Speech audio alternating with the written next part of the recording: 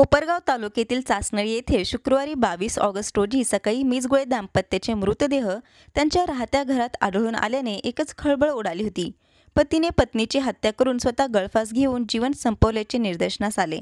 त्या दृष्टीने तालुका पोलिसांनी तपास सुरू केला असता तपासात धक्कादायक माहिती समोर आली असून चारित्र्याच्या संशयावरून पतीने पत्नीला संपवले, त्यानंतर स्वतः गळफास घेऊन आपली जीवनयात्रा संपवली। मृत्यूपूर्वी मयत अंगणवाडी सेविका स्वाती दिलीप मिजगुळे यांचे पती दिलीप शंकर मिजगुळे यांनी भिंतीवर शेजारच्या तिघांची नावे लिहून ठेवली होती। त्यांच्यावर कोपरगाव तालुका पोलीस ठाण्यात मयताच्या मुलीच्या फिर्यादीवरून आत्महत्येस प्रवृत्त केल्याप्रकरणी गुन्हा दाखल करण्यात आला आहे। मिजगुळे दाम्पत्याचे मृतदेह आढळून आल्याने घरातील भिंतीवर मजकूर लिहिलेला असल्याने नेमकी घटना काय, हा घटनाक्रम काय, कोणत्या कारणामुळे ही घटना घडली याबाबत विविध चर्चांना उधाण आले होते। मात्र शिर्डीचे पोलीस उपाधीक्षक अमोल भारती आणि कोपरगाव तालुका पोलीस ठाण्याचे पोलीस निरीक्षक संदीप कोळी यांनी तात्काळ तपासाची चक्रे फिरवत धक्कादायक माहिती समोर आणली आहे। पत्नीच्या चारित्र्यावर संशय घेत पतीने अगोदर पत्नीला संपवले आणि नंतर स्वतः गळफास घेऊन आत्महत्या केल्याची प्राथमिक माहिती समोर आली आहे।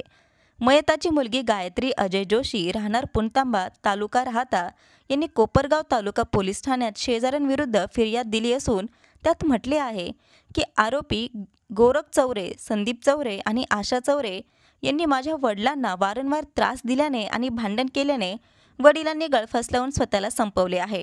या प्रकरणी तिघांवर कोपरगाव तालुका पोलीस ठाण्यात आत्महत्येस प्रवृत्त केल्याप्रकरणी गुन्हा दाखल करण्यात आला आहे।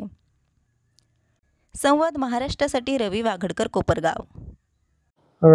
दिनांक 22/8/2025 रोजी चासनळी गावचे पोलीस पाटील यांनी आम्हाला फोनद्वारे माहिती दिली की दिलीप शंकरराव मुजगुले यांच्या घरामध्ये 2 मृतदेह पडून आहेत।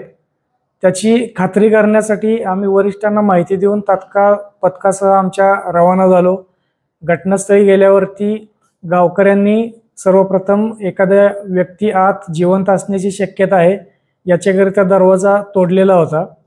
आम्ही रूममध्ये जाऊन पाहणी केली असता दिलीप शंकरराव मुजगुले यांनी गळफास घेतलेल्या पंख्याला गळफास घेतलेल्या स्थितीत होते व त्यांच्या पत्नी स्वाती मिजगुले या खाली फरशीवरती मृतावस्थेत पडलेल्या आढळून आल्या। त्याच्यावरून आपण मयताची मुलगी जोशी यांना आपण त्या ठिकाणी बोलावून घेतले।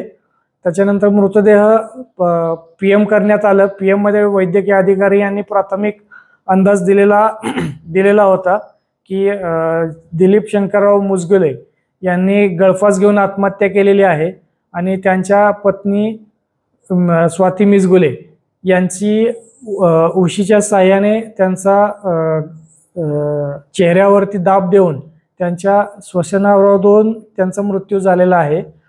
त्याच्यावरून आपण यातील मयत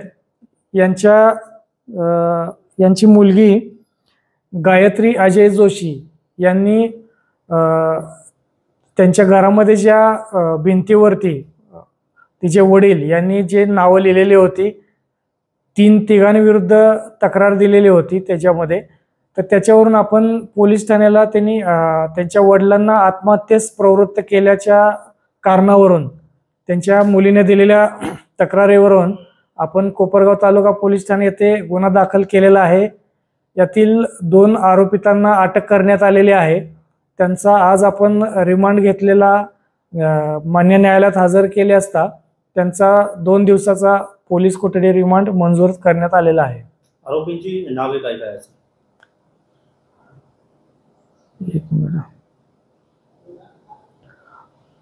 आरोपी हे यातील मयत यांच्या शेजारीच राहणारे होते।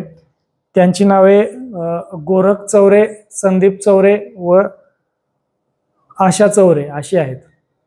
सर, या घटनेमागचं संपूर्ण कारण काय, तपासात काय समोर आलं? तपासामध्ये असं निष्पन्न झालेलं आहे की यातील मयत जे आहेत त्यांना त्यांचे शेजारी यातील आरोपी हे नेहमी वारंवार त्रास द्यायचे आणि यातील आरोपी यांचे मयत यांचे पत्नीसोबत काही संबंध आहेत, अनैतिक संबंध आहेत असं त्यांना शंका होती।